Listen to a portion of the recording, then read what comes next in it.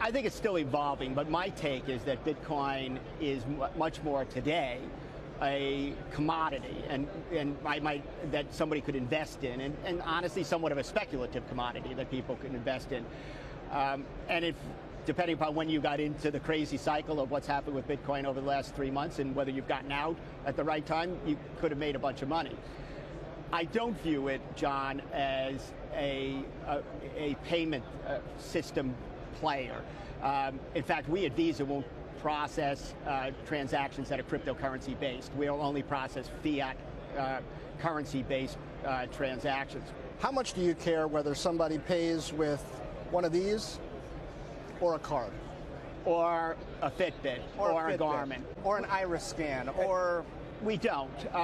In fact, over time, we want to talk much more about payment credentials, which could be a real form factor, or they could simply be numbers in the digital world, bits and bytes in the digital world.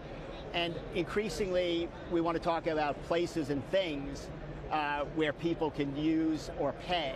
And it's not, so the word merchant locations or businesses is also going to become obsolete. You know, as the Internet of Things emerges and we see many more connected homes and connected cars and connected offices, you may end up with 4, 5, 6, 8 places in your home where you can actually buy from. You could buy from your refrigerator, you could buy from your washing machine, you could buy from your television. And we at Visa are trying to make sure that we work with manufacturers around the world to create an on-ramp to facilitate payments from any of those locations, regardless even as to what form factors used. We're a set of rails that operates in over 200 countries, another 50 territories.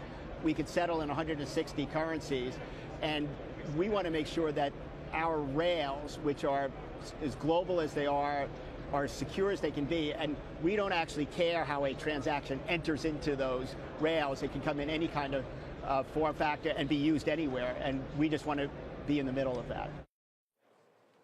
All your transactions belong to us. It's interesting, we talk